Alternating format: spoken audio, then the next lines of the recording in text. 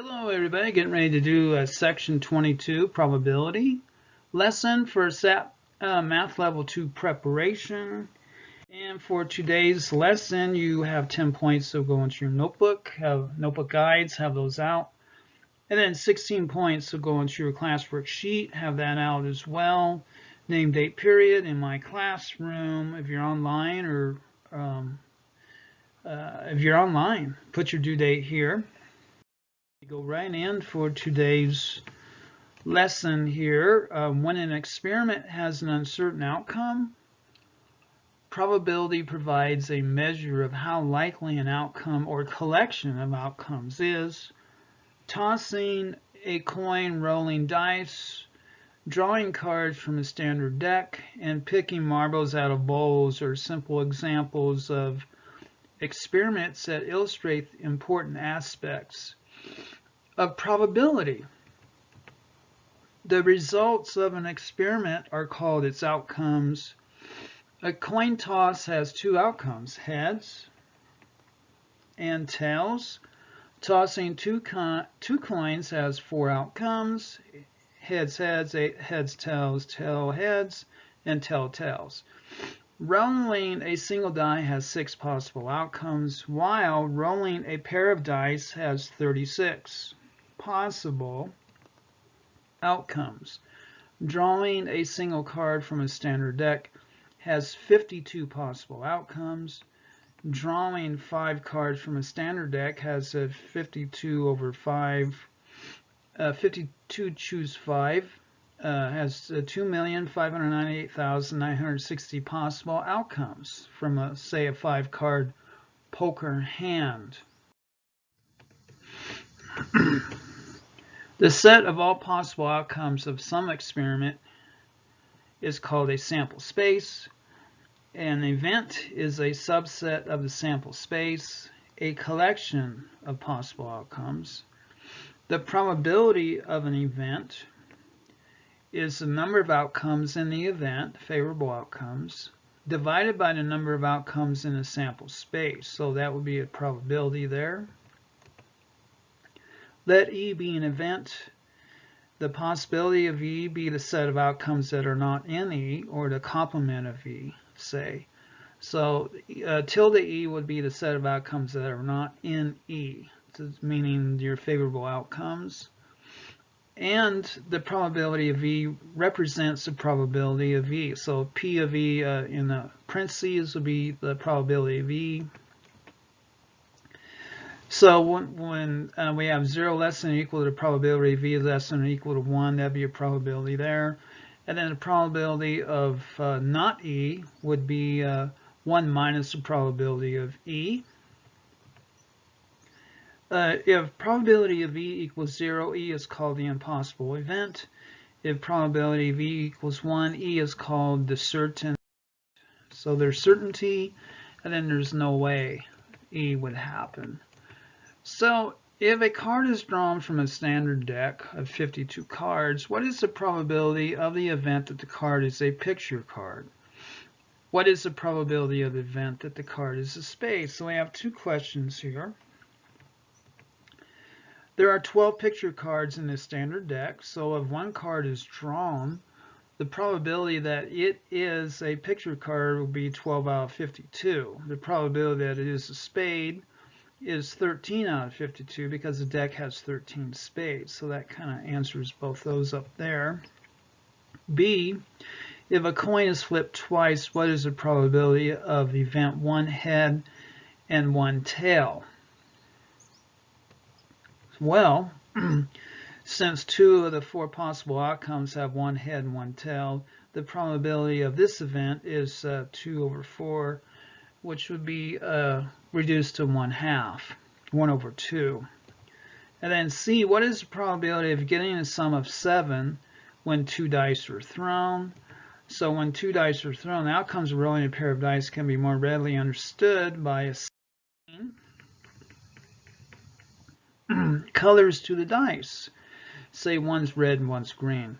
An outcome of throwing a pair of dice can be represented by an ordered pair where the first element is the side of the red die facing up and the second is the side of the green die facing up. Thus, 32 signifies, or rather 3-2 signifies a 3 on the red die and 2 on the green, while 2-3 signifies 2 on the red and 3 on the green. Since there are 6 faces on each die, there are 6 by 6 possible outcomes in the sample space.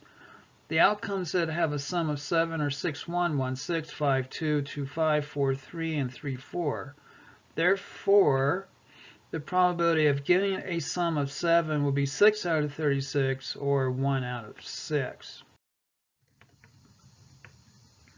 Probability questions can be asked about two events A and B.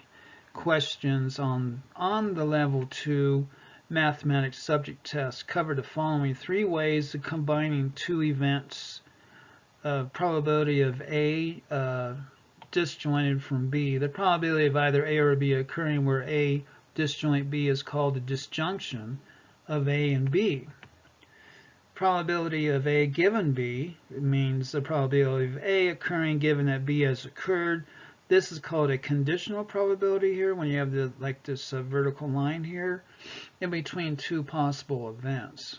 And then the probability of the junction of A and B, the probability of both A and B occurring where A and B is called the conjunction of A and B. So these are like different kinds of situations within probability here with these symbols that could very well be asked on the test. If two events have no outcomes in common, they are called mutually exclusive, and probability of A disjointed from B would equal probability of A plus probability of B. So since they're not dependent on each other. If two events have outcomes in common, these outcomes would be double counted, resulting in the more general formula of probability of A disjoint B would equal probability of A plus probability of B minus the probability of A join with B. Note that A and B are mutually exclusive if and only if the probability of A join with B equals 0. So think about that one for a while. Okay, so D, question D, in a group of 40 students, 23 take the AP Psychology test, 18 take the AP Calculus class, and 8 take both classes. What is the probability that a student takes AP Psychology or AP Calculus? So let A be the event that a student takes AP Psychology and B be the event that a student takes AP Calculus. Then A join with B represents the event that a student takes both courses. In the formula above, probability of A would equal 23 over 40, probability of B would be 18 over 40, and probability A join with B would be 8 over 40. Therefore, probability of A disjoined from B would be 23 over 40 plus 18 over 40 minus 8 over 40 would equal 33 over 40. So that would be your answer to this question up here. Taking both AP Psychology and AP Calculus are not mutually exclusive because the probability of taking both courses is not 0. So there you have it. E, in a throw of 2 dice, what is the probability of getting a 7 or an 11? So let A be the event of throwing a 7 and B be the event of throwing a 6-5 or a 5-6 for a total of 11. Since these events are mutually exclusive, the probability of A disjoint B would be probability of A plus probability of B would be 6 over 36 plus 2 over 36 would equal 8 over 36. In conditional probability, the sample space is reduced to the set B rather than the set of all outcomes, and the favorable outcomes are those in both A and B. So A join B, probability of A given B is the probability that A occurs given that B occurred. This results in the formula probability of A given B would equal the probability of A joined with B over probability of B. Multiplying both sides of this equation by probability of B produces the equivalent formula of probability of A joined B equals probability of B times probability of A given B. If the probability of event A occurring does not depend on whether event B occurs, then A and B are said to be independent, and probability of A given B would equal probability of A. Thus, if A and B are independent events, then the probability of A joined with B would equal probability of B times probability of A. Seems to make sense. So F here, if you can draw 2 marbles in a sequence from a ball with 10 black and 4 yellow marbles, and replace the first marble before picking the second, what is the probability that both marbles are yellow? So since there are 14 marbles all together and 4 are yellow, the probabilities that for the first marble are 4 out of 14 for Y, and then 10 out of 14 for B. So for Y would be yellow, then B would be black. The return of the first marble makes the first and second picks independent, so the second pick has the same probabilities. Use the formula, the probability of A joined B equals probability of A times probability of B, where A and B are both yellow. To find probability of Y joined with Y equals 4 out of 14 times 4 out of 14, that would come to 16 over 196 for them both to be yellow.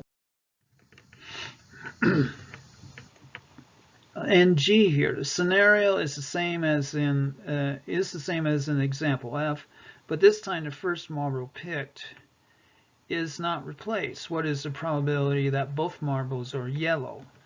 So if the first marble is not returned, the first and second picks are not independent, so we must use the formula probability of A joined B equals probability of A given B times probability of B. In this case, probability of yellow equals 4 over 14 as before, but probability of yellow given yellow would equal 3 over 13 now, because there are only 13 marbles left, of which only 3 are yellow. Therefore, the probability of yellow joined with yellow equals probability of yellow times probability of yellow given yellow would equal 4 times 14 multiplied by 3 over 13 would come to 12 over 182, which simplifies to 6 over 91. That would be the different kinds of probabilities there. So H, if the probability that John will buy a certain product is real over 5, that Bill will buy that product is 2 over 3, and that Sue will buy that product is 1 over 4. And if their decisions to buy are independent, what is the probability that at least one of them will buy the product? So this is a good example for using complements, since the question asks for the probability of at least one, find the probability of none, and subtract that from 1. The probabilities that John, Bill, and Sue don't buy the product are 2/5, 2 over 5, 1 over 3, and 3 over 4, respectively. Since their decisions to buy or equivalently not to buy are independent, the probability that none of them buys the product be 2/5 times 1/3 times 3 over 4 would equal 1 over 10. Therefore, the probability that at least one of them buys the product would be 1 minus 1 over 10 would be 9 out of 10. So therefore, the chances are 9 out of 10 that one of them buys the product due to this calculation here.